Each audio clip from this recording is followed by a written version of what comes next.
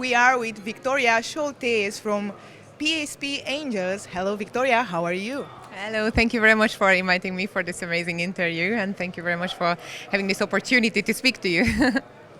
Can you tell us more about your experience in the payment industry and how you started PSP Angels?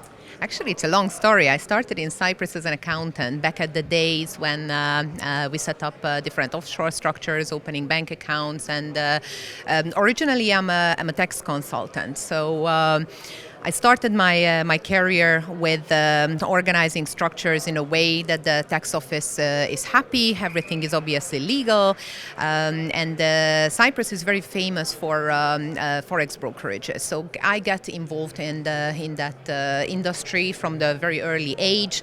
I was there when the ICO started back in 2016 and 17. So I gained more and more clients. And at one point, someone told me that, Victoria, I understand that tax optimization is very important and how you set up the structures, but we can't find bank accounts. We cannot work with the banks. We don't understand how to move the funds from one bank account to another to satisfy the bank compliance.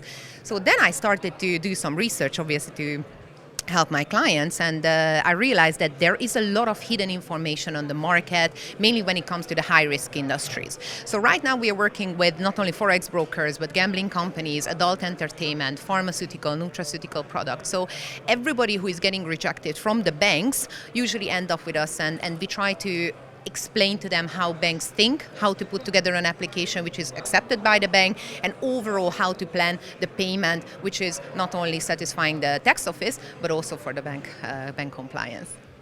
How does PSP Angels ensure an unbiased opinion when representing multiple payment providers and banks? That's one of the unique kind of point what we represent, that we are independent consultants. We represent everyone and no one. So we can be absolutely honest when it comes to what is the market rate, are you really paying the right prices, how to spread the risk, because obviously when you're talking to salespeople, they want to sell, right? We are the safest, we are the cheapest, send us all your millions and volumes, but is it really the right decision? So we try to put things in perspective in a way that clients can use their payment service providers, optimize the payment flow in the most secure and obviously the most cost-effective way. So this is what we represent. We try to see what is the unique selling point of each provider, highlight that, and try to find the most relevant for the clients. This is why the company name Angels. Yes, actually, one of my ex-clients called me that, oh my God, Victoria, you helped me so much. You're an angel, and that was one of the reasons that I called PSP Angels, because we are the angels who are helping you with the payment service providers. Can you provide an example of a successful payment optimization project that PSP Angels has completed for a client? Which one is the most relevant? Let's say, yes, we have a lot of, for example, crypto exchanges as clients. And many times we see that even though the project is really good, it's really viable, the guys try to get the investment in multiple jurisdictions. So, for example, they've got investments from America, from Africa, from Asia. They don't really understand how the fiat banking system works and how to actually collect and hold these funds. So we have seen many times that by the times that the clients reach us, they already lost some funds with some offshore banks. The funds are frozen. The compliance is blocking the funds.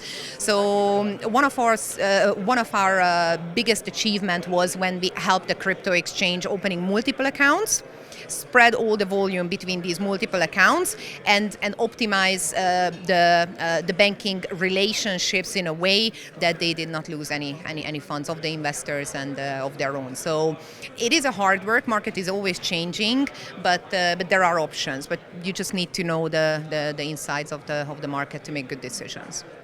How do you see the future of a payment industry evolving in the next few years?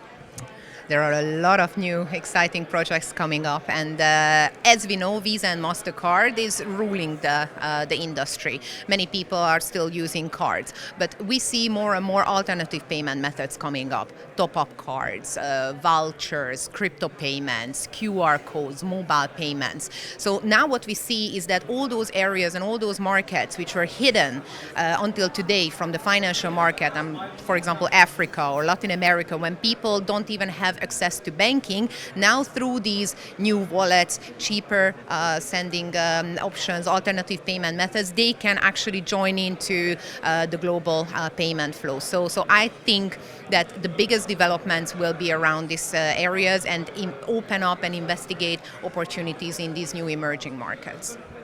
Victoria, thank you so much for your interview at CryptoKTV. Thank you so much, Joanna. And watch CryptoKTV. I think they've got the best content when it comes to crypto.